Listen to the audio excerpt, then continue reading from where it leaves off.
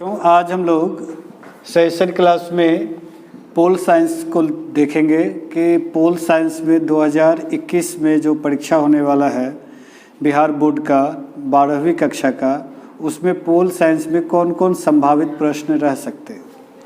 अब तक के जो विषय का हुआ है और जो भविष्य में होने वाला है वो हम लोगों का अनुमान है कि इसके अंतर्गत प्रश्न रहना चाहिए, और अगर आप इसकी तैयारी कर लेते हैं तो निश्चित रूप से 400 के आसपास आपका मार्क्स रह सकता है।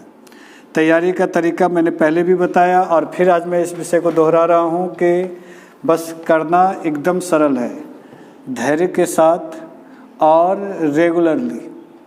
आपने कछुआ और खरगोश का कहानी सुना होगा कि खरगोश की रफ्तार थी लेकिन रेगुलरली नहीं था वो, और कछुए में रफ्तार भले धीमा था लेकिन वो कंटिन्यूसली अपने टारगेट को अचीव करने की ओर बढ़ रहा था। परिणाम ये हुआ कि भले रफ्तार कम था लेकिन अचीवमेंट उसी को मिला। हम लोग इस चीज़ से ये सीखें। मैं ये नहीं कह रहा हूँ कि हम लोगों को रफ्तार कम करना चाहिए, लेकिन मैं कछुए से ये सीखने के लिए अवश्य कह रहा हूँ कि हमें रेगुलर अवश्य रहना चाहिए। अगर हम रेगुलर रहते हैं तो निश्चित रूप से क्या होता है कि हमारा जो परफॉर्मेंस है वो अच्छा होता है। तो रेगुलर का अर्थ हो गया कि अगले जो 83-84 दिन बचे हैं, इन दिनों में हम लोगों को इस चाणक्य स्टडी पॉइंट के साथ जो है बने रहना है। इसके प्रत्येक वीडियो को देखना है, इसके ऑब्जेक्टिव्स को सॉल्व करना है, इसके सॉल्यूशन को देखना है, टेस्ट देना है और कमेंट बॉक्स में अपना मार्क्स को भेजना है। ये आप अवश्य करें, ये आपके लिए ही ज़रूरी है। अगर आप ऐसा करते हैं तो इससे आपका ही कैरियर को फोकस होगा। तो हम लोग बढ़ते हैं अगले पोल साइंस की ओर। पॉलिटिकल साइंस के विषय में ज़रा मैं बता दूं कि ये नॉन प्रैक्टिकल विषय है। इसमें कुल 100 नंबर का पेपर है, 100 मार्क्स का ये पेपर है। इन 100 मार्क्स में जो है आपको इसका 60% ऑब्जेक्टिव पूछा जाएगा, 60% ये आस्किंग है कि ये पूछा जाएगा। अब इसमें आपको जो जवाब देना है वो 50% का यानी 50 मार्क्स का, और रेस्ट जो 50% यानी 50 मार्क्स का है ये फिर 2 भागों में बढ़ जाता है। एक के 15 क्वेश्चन 2 नंबर वाला जिसमें 25 पूछा जाता है, और 30 नंबर 8 क्वेश्चन पूछा जाता है जिसमें आपको 4 का जवाब देना है 5 नंबर के साथ 20। तो 30, 20, 50 और 50 कुल 100 प्रश्नों को हम लोगों को सॉल्व करना है। अब हम लोग बारी बारी से एक एक प्रश्न को अगले 84 दिनों में जितने दिन संभव हो पाएगा पॉलिटिकल साइंस का उतना मैं क्वेश्चन दूंगा, और मेरा पूरा अनुमान है कि अगर आप इसको देखते रहते हैं तो आप 80% मार्क्स लाने के अवश्य हकदार हो जाएंगे। तो अगला प्रश्न है हम लोगों के लिए, पहला प्रश्न आज का सजेशन क्लास का, कि वामपंथी दल से आप क्या समझते हैं। What do you mean by left party. आपने सुना होगा कि अगर आप राजनीतिक के स्टूडेंट हैं और राजनीति में आपको इंटरेस्ट होना अवश्य ज़रूरी है, तो उसमें आपने ज़रूर सुना होगा कि हमारे यहाँ जो बहुदलीय व्यवस्था है उसमें से कई प्रकार के दल हैं। राष्ट्रीय स्तर के दल हैं, क्षेत्रीय स्तर के दल हैं, तो उन्हीं दलों में से एक दल है लेफ़्ट पार्टी। लेफ़्ट पार्टी को ही हिंदी में कहा जाता है वामपंथी दल।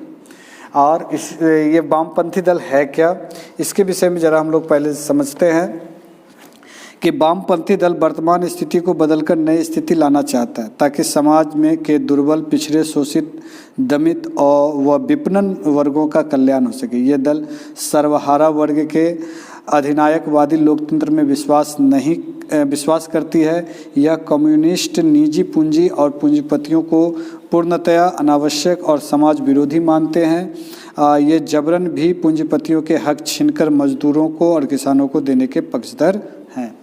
तो लेफ्ट पार्टी है क्या। लेफ्ट पार्टी का मतलब एक्चुअल में मैं ये बात जो आप लोगों को बताने जा रहा हूँ वामपंथी दल का अर्थ में समझाने जा रहा हूँ। होता ये है कि वामपंथी दल का जो विचारधारा है वो अलग है, और लेकिन जो धरातल पे है वो कुछ और ही दिखता है। तो इसका अर्थ ये कतई नहीं समझना है कि जो एक्चुअल है क्या वही इम्प्लीमेंटेशन है। अगर है तो बहुत अच्छा है, तो वामपंथी दल है क्या? वामपंथी दल का ये मतलब है कि एक बदलाव वाली पार्टी है जो हमेशा बदलाव को पसंद करती है। वो हमेशा ये ध्यान में रखती है कि जो निर्जन है, शोषित है, गरीब है, कमज़ोर वर्ग है, उसका किस प्रकार से भला हो, इस पर वो ज़्यादा फोकस करती है। वो पूंजीपतियों से हमेशा जो है एक दूरी कवर करती है, उसका विरोध करती है, और यहाँ तक कि वह लोक कल्याण के ध्यान में रखते हुए वो यहाँ तक सर्वहारा वर्ग का साथ देती है कि पूंजीपतियों से अगर उसका हक छीनना पड़े तो वो हक भी छीनती है। तो ये कहने का अर्थ ये हो गया कि अगर हमसे सिर्फ ये पूछा जाए वामपंथी दल है क्या, तो अर्थ सीधा सीधी जवाब देना है कि वह विचारधारा वाला पार्टी या दल जो गरीबों का, मजदूरों का, शोषित वर्गों का जो है ध्यान रखे, जो उसका, उसी को कहा जाता है वामपंथी दल। यह जो है पूंजीपतियों से और पूंजीपतियों से जो है एक डिस्टेंस, एक दूरी बना करके रखता है, और यह अपने सिद्धांतों पर इतना जो है खरा रहता है कि वह चाहे तो गरीबों का हक दिलाने के लिए उससे छीन भी सकता है। यह बदलाव में विश्वास करता है, तो यह वामपंथी दल है।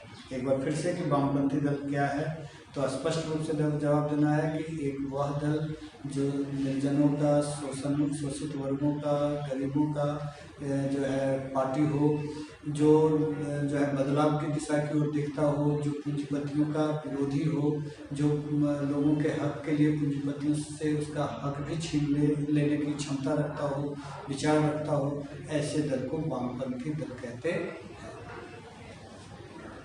तो आज का ये पहला प्रश्न था कि वामपंथी से आप क्या समझते हैं। हम लोग अगले प्रश्न की ओर बढ़ेंगे। तो अगला प्रश्न है कि गठबंधन सरकार किसे कहते हैं। अब इसको जरा समझेंगे कि गठबंधन सरकार क्या है। गठबंधन का अर्थ होता है कि इसको अंग्रेजी में कहा जाता है अलायंस या कॉलिशन। तो what is called coalition government, या फिर गठबंधन अलायंस क्या है, तो समझेंगे। भारत में बहुदलीय व्यवस्था है, क्षेत्रीय दल भी है और राष्ट्रीय दल। क्षेत्रीय दल अपना जो है एजेंडा तय करती है, अपने आसपास के हिसाब से राजनीति करती है, अपने जो लोकल परिस्थिति है, समस्या, उसको लेकर के राजनीति करती है, और राष्ट्रीय दल पूरे राष्ट्र की समस्याओं को लेकर के राजनीति में आती है। लेकिन जब हम लोग ये देखते हैं कि राजनीति का स्वरूप बदलता जा रहा है, लोग जब शिक्षित और मजबूत होते जा रहे हैं, तब उस परिस्थिति में राजनीतिक वो देखना चाहता है कि भाई किस प्रकार से स्थितियों में बदलाव का अर्थ ये हो गया कि किस प्रकार से जो है हमारी समस्या को कौन उठाता है, भले ही वो राष्ट्रीय दल का हो या न। तो इस परिस्थिति में क्षेत्रीय दल की भूमिका ज़्यादा प्रबल हो जाती है। अब चूँकि पूरे भारतवर्ष में क्षेत्रीय दल चूँकि जितने राज्य हैं उस हिसाब से कई हैं, तो उस परिस्थिति में क्षेत्रीय दल की जब भूमिका बढ़ जाती है तो स्पष्ट बहुमत को मिलना कठिन हो जाता है कि किसी एक पार्टी को स्पष्ट बहुमत हो और उसकी सरकार हो, ये बड़ा दिक्कत है। पहले ये था, विशेषकर 1990 के बाद से ये शुरुआत हुआ। 1990 से पहले स्पष्ट होता था कि भाई फलना पार्टी को स्पष्ट बहुमत मिलते थे, और अमूमन हमारे देश में कांग्रेस को 1990 से पहले स्पष्ट बहुमत मिलते थे, और जिसमें वो 5 साल की सरकार बनाते थे।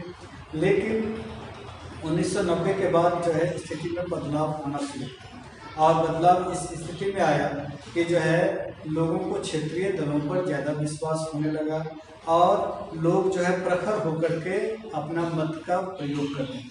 ये एक सकारात्मक पहलू है, न कि नकारात्मक पहलू। इसको सोचने की स्थिति है कि क्या गठबंधन नकारात्मक पहलू नहीं, सकारात्मक पहलू, क्योंकि यहाँ पर हमने ये देखा कि भाई पार्टी कौन है मैटर नहीं। मैटर ये है कि हमारे यहाँ का जो लोकल नेता है, जो किसी भी पार्टी से बिलोंग करता है, लेकिन क्या ये हमारा काम कर रहा है, तो हम उसको वोट करेंगे। हमने ऊपर देखना बंद किया, हमने सामने देखना शुरू कर दिया कि नहीं, हम जो है वो नहीं देख रहे थे कि केंद्र में किसकी सरकार बनने जा रही है, हम ये देख रहे थे कि मेरा MP कैसा है, मेरा MLA कैसा है।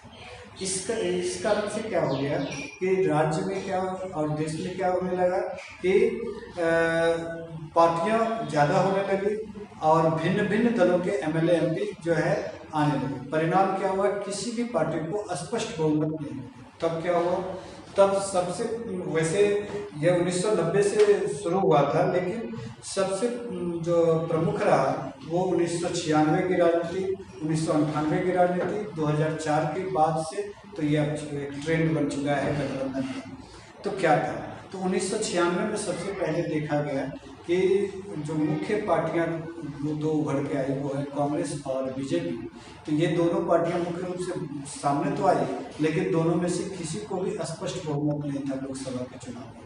तब क्या हुआ कि पहली बार जो है मतलब विधि व्यवस्था के साथ, प्रक्रियाओं के साथ गठबंधन का निर्माण हुआ और वो था एनडीए, नेशनल डेमोक्रेटिक अलायंस, जिसका प्रमुख दल बीजेपी था और इसके साथ उसके कई छोटे छोटे क्षेत्रीय दल मिल करके उनको सपोर्ट करके गठबंधन करके एक अलायंस बनाया जिसका नाम हुआ नेशनल डेमोक्रेटिक अलायंस, यानी कि राष्ट्रीय जनतांत्रिक गठबंधन।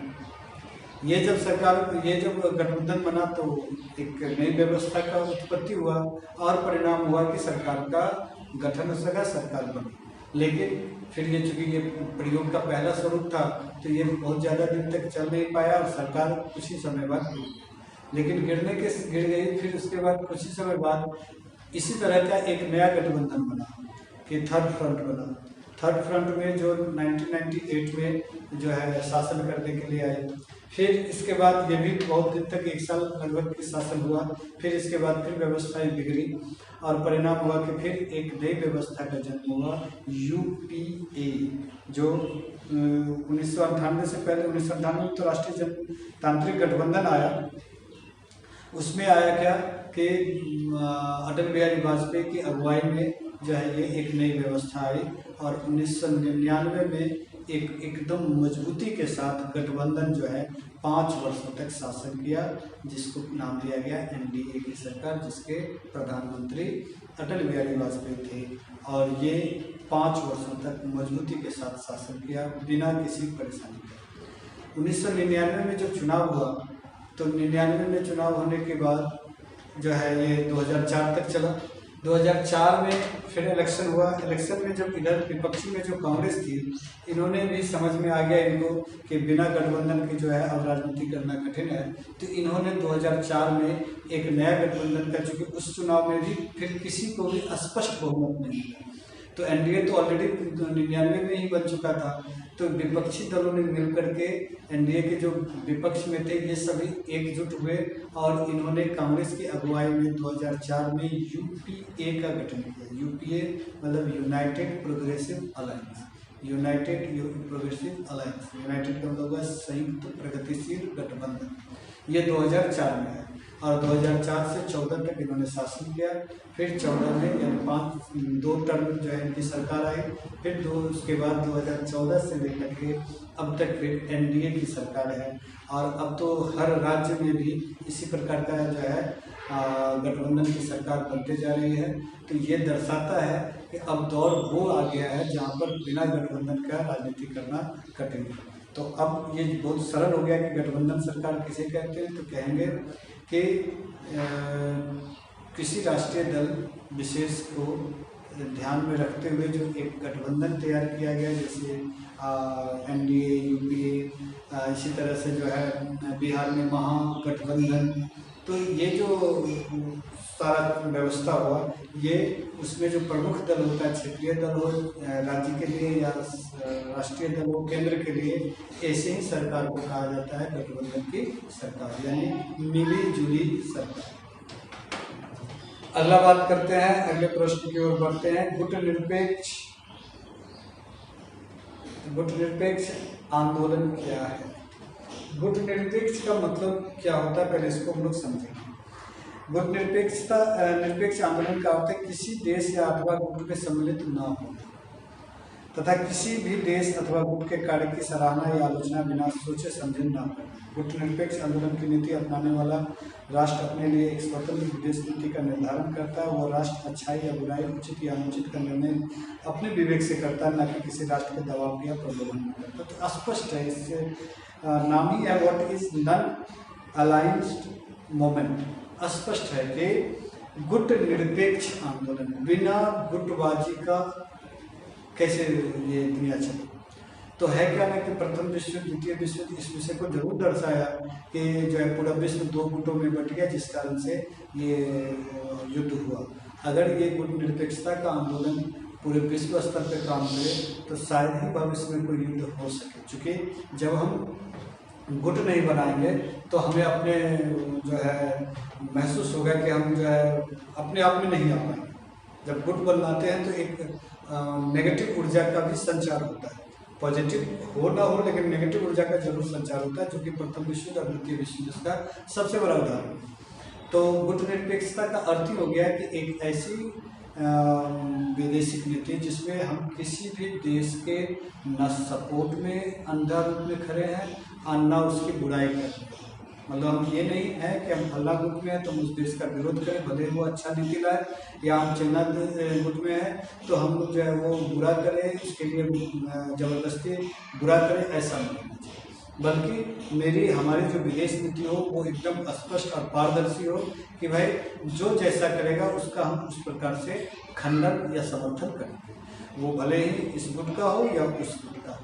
मतलब अगर कोई देश विश्व के कल्याण के लिए काम कर रहा है तो हम उसके लिए हमेशा सराहना करेंगे, और अगर कोई देश विश्व कल्याण के लिए कार्य नहीं कर रहा है तो फिर उस देश को सपोर्ट नहीं करेंगे। तो यानी अच्छाई या बुराई को स्पष्ट रूप से उसको जो है हम समर्थन करेंगे, अच्छाई में भी या बुराई में। तो ऐसी जो नीति होती है, ऐसी जो वैदेशिक नीति है, उसी को कहा जाता है, इसको समर्थन करने के लिए जो आंदोलन चलाया जाता है इसी को कहा जाता है गुट निरपेक्षता का आंदोलन या गुट निरपेक्ष आंदोलन। फिर से एक बार समझेंगे कि गुट निरपेक्ष आंदोलन क्या है। तो वह आंदोलन जिसमें हम जो है बिना किसी दल के दबाव में आए, बिना किसी गुट के में जाए, हम अपनी एक अलग से विदेश नीति बनाते हैं जिसमें हम किसी भी देश की जो है अच्छाई पर प्रशंसा करते हैं और उसके विश्व कल्याण की भावना नहीं रहने पर उसका जो है विरोध करते हैं, उसके जो है विरोध में आते हैं। तो ऐसी स्थिति को कहा जाता है गुट निरपेक्ष आंदोलन। अगला प्रश्न की ओर बढ़ते हैं। ये है आज का चौथा प्रश्न, एमनेस्टी इंटरनेशनल क्या है। एमनेस्टी इंटरनेशनल के बारे में समझेंगे तो लंदन की एक मानवाधिकार संगठन है। मानवाधिकार की भावना का मुख्य तत्व विश्व बंधुत्व की भावना पर आधारित है। मानवाधिकारों का संबंध मनुष्य के व्यक्तित्व एवं विकास से जुड़ा हुआ है, अतः इसका अर्थ विभिन्न राष्ट्रों को ऐसे अधिकार प्रदान करने से है जिसका कि उपयोग करके प्रत्येक राष्ट्र अपने विकास को प्रगतिशील कर सकता है। एमनेस्टी इंटरनेशनल ने 1995 में अपनी रिपोर्ट में 150 देशों में मानवाधिकार की स्थिति की समीक्षा की।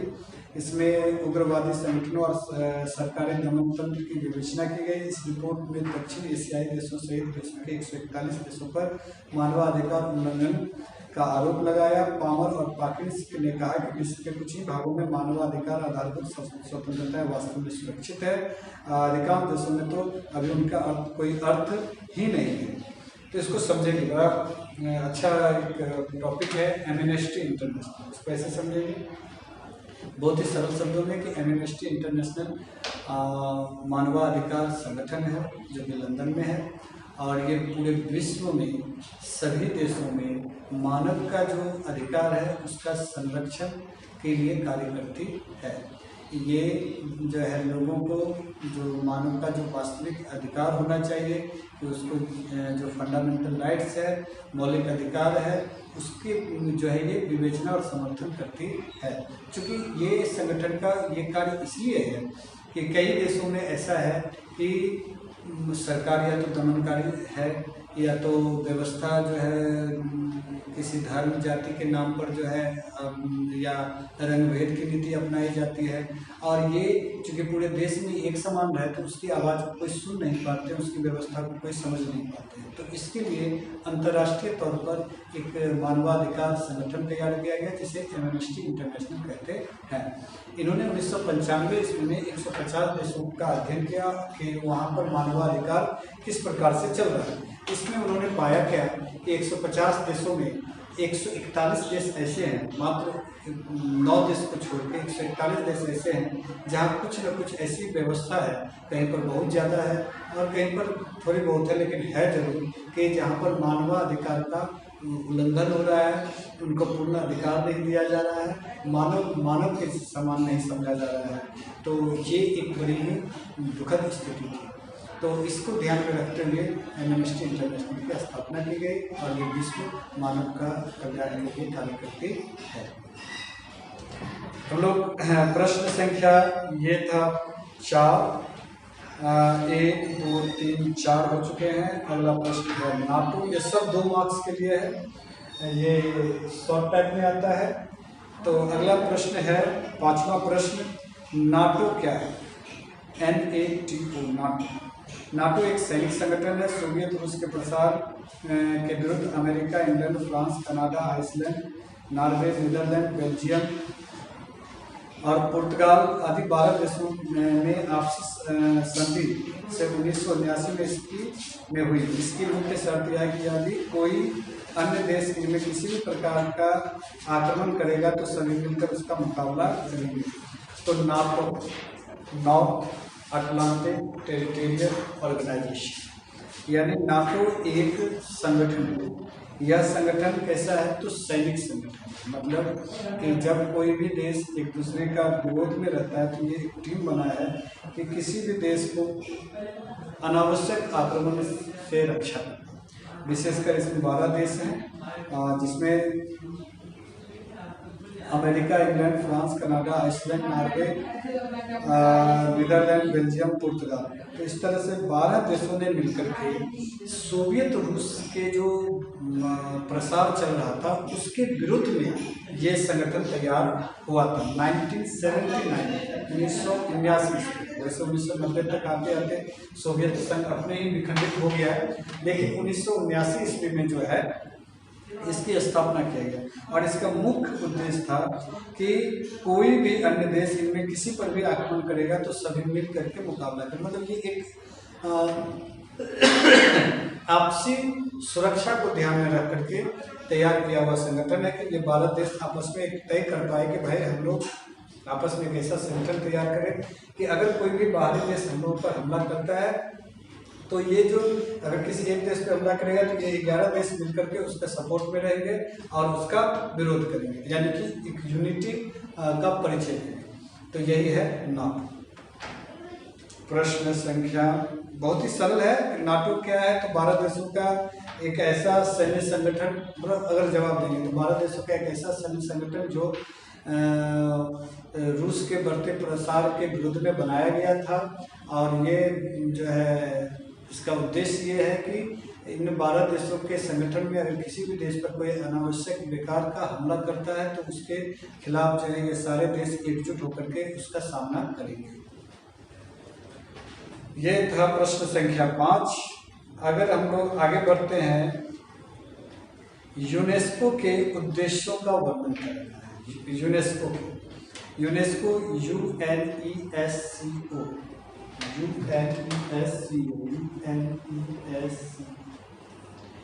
तो यूएनईएससीओ का क्या हो गया? United Nations Educational, Scientific and Cultural Organisation. United Nations Educational, Scientific and Cultural Organisation, मतलब ये कि ये संयुक्त राष्ट्र संघ में एक प्रमुख घटक है जिसका नाम है यूनेस्को, जिसका नाम से ही फुल फॉर्म से ही क्लियर होता है कि यूनाइटेड मतलब संयुक्त, नेशंस यानी कि राष्ट्र, एजुकेशनल शैक्षणिक, साइंटिफिक वैज्ञानिक एंड कल्चरल सांस्कृतिक संगठन, मतलब पूरे विश्व के शिक्षा, विज्ञान,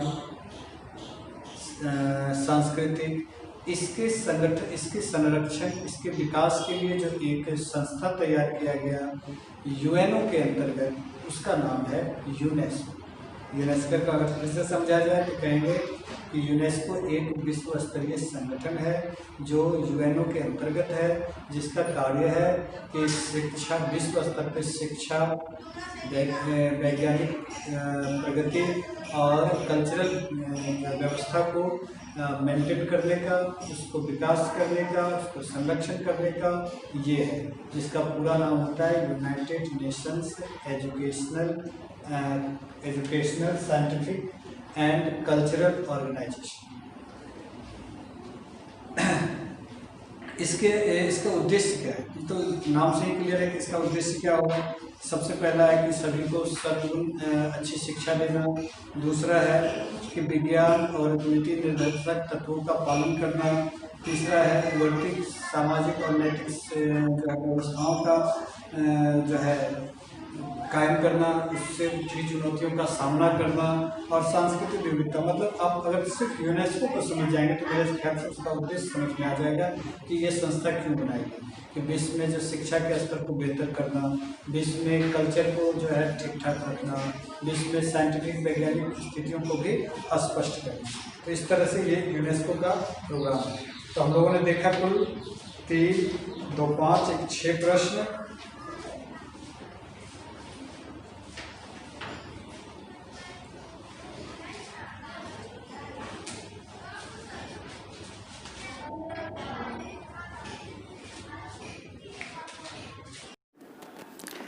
तो आज हम लोग 6 शॉर्ट टाइप प्रश्न को देखा, जिसमें प्रत्येक के लिए 2 मार्क्स है। अब मैं आपसे आप लोगों को एक लॉन्ग प्रश्न का भी उत्तर करवा रहा हूँ। वो है कि भारत में राष्ट्र निर्माण संबंधी समस्याओं का वर्णन कराएं, कि भारत में जो राष्ट्र निर्माण है उसमें क्या क्या समस्याएं आती है और उसका कैसे क्या वर्णन होगा। तो भारत एक, सबसे पहले तो इस प्रश्न को समझना होगा कि भारत में राष्ट्र निर्माण संबंधी समस्या, मतलब भारत का जो राष्ट्र निर्माण है उसमें क्या क्या परेशानी आती है। तो सबसे पहले थोड़ा सा परिचय जान लें कि भारत एक जो है एशिया का सबसे प्रमुख देश है। भारत विश्व का सबसे बड़ा लोकतांत्रिक देश है। भारत जो है कि जो संस्कृति है, भारत का जो विचारधारा है, भारत का जो अपना रीति रिवाज है वो आज का नहीं है। भारत पौराणिक देशों में से एक है। भारत के जो साक्ष्य हैं वो पूरे विश्व में फैला हुआ है कि वो ईसा पूर्व से कई 100 वर्ष पहले से लेकर के आज तक का उसका इतिहास बड़ा ही समृद्ध रहा है। तो कुल मिलाकर के भारत एक बहुत ही उच्च स्तरीय देश रहा है। कालांतर में जो है अंग्रेज़ों का या मुग़लों का या अन्य किसी देशों के शासन गुलामी के कारण भारत की जो अपनी स्थिति है उसमें थोड़ी कमी आई है, लेकिन फिर भी भारत एक बहुत ही बेहतर देश है। तो उसमें राष्ट्र निर्माण में समस्या कहाँ कहाँ आ रही है इसके बारे में हम लोग सोचें। सबसे पहले भारत एक संवैधानिक व्यवस्था और एक विविधता वाला देश है। यहाँ विविधता में एकता पाई जाती है। इसके बावजूद भारत को राष्ट्र निर्माण में कई समस्याएं। भारत, सही बात है कि ये एक बड़ा सुंदर पॉइंट है कि भारत विविधताओं में से एकता वाला देश है। यहाँ पर रंग में विविधता है, यहाँ पर बोलचाल में विविधता है, यहाँ पर खान पान में विविधता है, यहाँ पर धार्मिक विविधताएं हैं, फिर जातिवाद है, फिर उपजातिवाद है। इसके बावजूद फिर हम एक हैं। ये बहुत बड़ा जो है विश्व के लिए प्रमाण है कि भारत की संस्कृति और सभ्यता कितनी मजबूत और बेहतर है।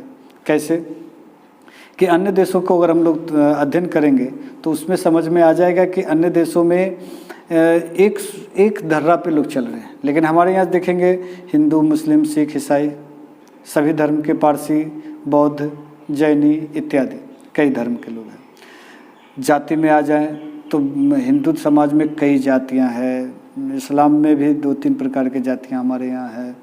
इसके बाद खान पान, उत्तर भारत, दक्षिण भारत, पूर्वी भारत, पश्चिम भारत में एकदम बहुत डिफरेंट है खान पान में।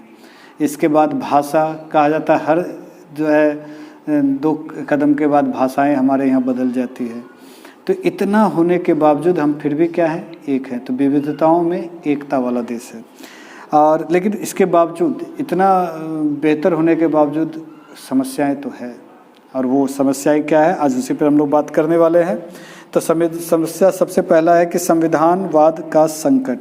यहाँ संवैधानिक भावनाओं के उल्लंघन की प्रवृत्ति बढ़ती जा रही है, संविधान का दुरुपयोग किया जा रहा है। मतलब एक नियम है जो संविधान है, तो हम लोगों को उसका सम्मान करना चाहिए। क्या चीज़ से ऊपर उठ करके, तो जाति, धर्म, विचार से ऊपर उठ के। लेकिन हम यहाँ पर भी कभी कभी चूक कर जाते हैं। कहा जाता है कि किसी भी देश समाज के लिए नियम बहुत ज़रूरी है, और अगर उस नियम का उल्लंघन होने लगे तो फिर डरावना चित्र है। एक हमारे यहाँ कहावत भी प्रचलित है कि चोर के लिए ताला और बेईमान के लिए केवाला कोई मतलब नहीं रखता है। अगर चोर चोरी करना चाहेगा तो उसके लिए ताला तो शरीफों के लिए लगाया जाता है कि भाई लोग नहीं हैं, आप जो है ये समझ ले कि घर में कोई नहीं है, इसके लिए ताला। चोर के लिए ताला थोड़ी होता है।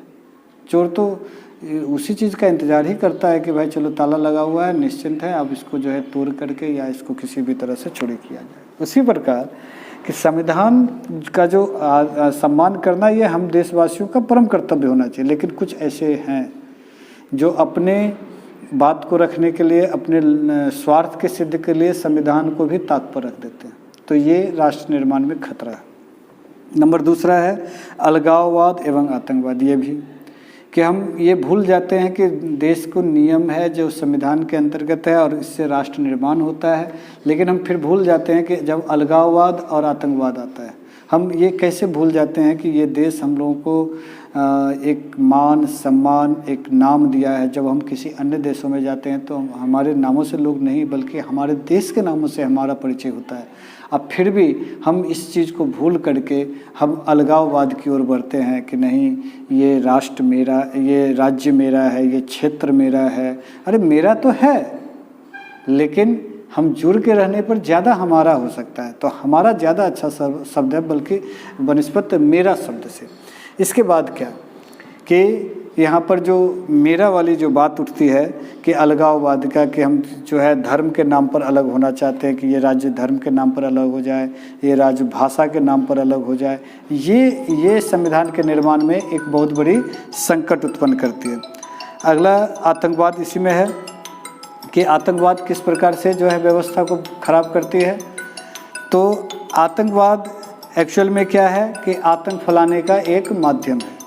कि जब आतंक की बात आती है तो हम लोग ये भूल जाते हैं कि मानवता क्या है। हम फिर भूल जाते हैं कि हमारा जो है देश के प्रति, समाज के प्रति क्या बात होनी चाहिए, हम फिर भूल जाते हैं। तब फिर क्या आ जाता है कि बस सिर्फ आतंक होता है, दूसरों के प्रति एक अवमानना होती है। फिर गरीबी और बेरोजगारी, जब गरीबी और बेरोजगारी आती है तो फिर कहा जाता है कि जब पेट में भूख हो तो फिर सारे नियम और सारी व्यवस्थाएं फिर अलग थलग पड़ जाती है। ये एक बड़ी जटिल समस्या है जिसमें हम किसी से विशेष रूप से बात नहीं कर सकते कि गरीबी को तो दूर करना होगा, बेरोजगारी को तो समाप्त करनी होगी, तभी हम राष्ट्र निर्माण के बारे में विशेष रूप से सोच सकते हैं। और चौथा है कि केंद्र के प्रति राज्यों के दृष्टिकोण में भिन्नताएं। हमारे यहाँ जो ये बहुत सारी पार्टियां हैं और किसी राज्य में किसी दल की सरकार, किसी राज्य में किसी दल की सरकार, केंद्र में कोई अगर और सरकार रहती है तो ये अजीबोगरीब वैमनस्यता जो है ये हमारे राष्ट्र निर्माण में बाधा पैदा करती है। हम क्यों नहीं ये समझते हैं कि जब हम एक राष्ट्र का सरकार होते हैं, राष्ट्र की सरकार होते हैं या राज्य की सरकार होती है तो हम सिर्फ सरकार होते हैं। फिर वहाँ पार्टी मैटर नहीं करना चाहिए। वहाँ पर एक दूसरे के सहयोग करके हम जो है जन कल्याण करें, जनता हम लोगों के लिए जिस चीज़ के लिए चुनी है उसका काम करें, उसका कल्याण करें। ये हम भूल जाते हैं और तब फिर खतरे में पड़ जाता है राष्ट्र निर्माण। तो अगर और भी कई समस्याएं हैं, लेकिन अगर इन 4 समस्याओं को कि संविधानवाद का संकट, अलगाववाद एवं आतंकवाद, फिर गरीबी एवं बेरोजगारी और केंद्र के प्रति राज्यों का दृष्टिकोण, अगर इन 4 पॉइंट को हम लोग अगर दूर कर दें, इन समस्याओं को दूर कर दें तो वास्तव में हम अच्छा राष्ट्र का निर्माण कर सकते हैं। तो आज हम लोगों ने देखा 6 जो है शॉर्ट टाइप और 1 लॉन्ग टाइप प्रश्न। आप इन प्रश्नों का अध्ययन करें, इन प्रश्नों को उत्तर को समझें और अगर कहीं कोई दिक्कत हो तो फ़ोन करके या फिर कमेंट करके बात करें। निराश न हो, हताश न हो। हम लोग आपके रिज़ल्ट की अच्छा कामना करते हैं और चाहते हैं कि आपका रिज़ल्ट बेहतर हो, जिससे कि आप भविष्य में आगे बढ़ सकें। आज के लिए इतना ही। बहुत बहुत धन्यवाद।